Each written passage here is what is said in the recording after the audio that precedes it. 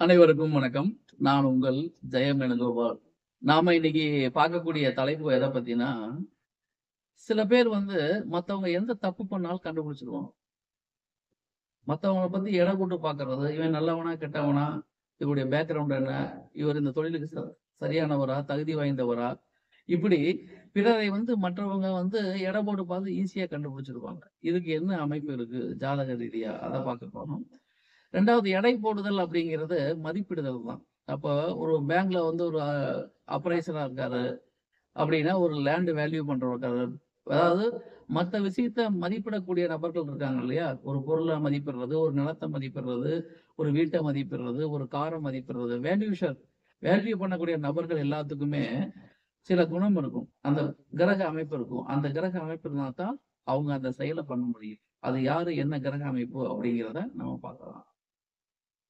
பொதுவா மத்த விஷயத்த எடை போட்டு பார்த்து வேல்யூ பண்ணி அதனுடைய உண்மை தன்மையை சொல்லக்கூடிய நபர்களுக்கு லக்னத்திற்கோ அல்லது லக்னாதிபதிக்கோ மனோகாரகனான சந்திரனுக்கோ 7ஆம் அதிபதி எந்த வகையிலாவது தொடர்பு பெற வேண்டும். அதாவது 7ஆம் அதிபதி லக்னத்திற்கோ லக்னாதிபதிக்கோ சந்திரனுக்கோ எந்த வகையிலாவது தொடர்பு ஏற்பட்டால் இந்த ஜாதகர் தன்னுடைய தொழிலாக அல்லது தன்னுடைய சுபாவமாக, தன்னுடைய குணமாக, இயல்பாக பிறரை எடை போட்டு பார்ப்பார்கள்.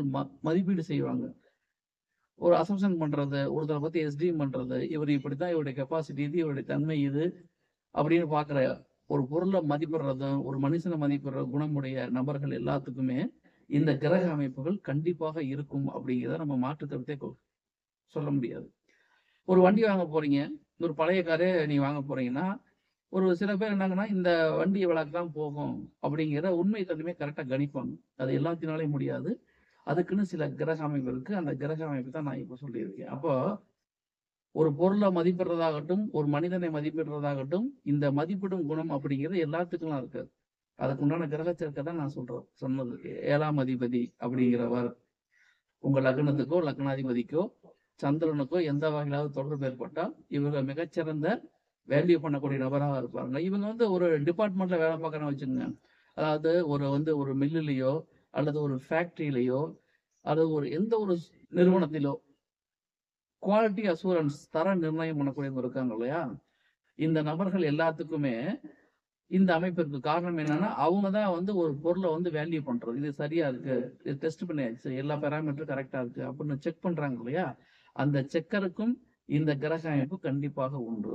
இந்த அமைப்புடையவர்கள் தான் அந்த தொழிலுக்கே போக முடியும். அந்த தொழில பண்ண முடியும். அதே மாரி ஒரு மில் எடுத்துக்கங்க. ஒரு காஸ்மெட்டிக் ஒரு ஆடை தயாரிப்பு நிறுவனத்த எடுத்துக்கங்க. அந்த எல்லா துறையிலயுமே குவாலிட்டி அசூரன்ஸ்ன்னு ஒரு செக்கர் இருப்பாங்க. Final authority. அவங்க ஓகேன்னு சொன்னா தான் அந்த ப்ராடக்ட் வெளிய போகும். அந்த அமைப்புடைய பரிசோதனை செய்யும் அனைவருக்குமே நான் சொன்ன இந்த கிரக அமைவுகள் கட்டாயம் இருக்கும். அப்படி இருப்பவர்கள் தான் இந்த துறையில் இருக்க முடியும் அப்படிங்கிறது பொதுவான தகவல்.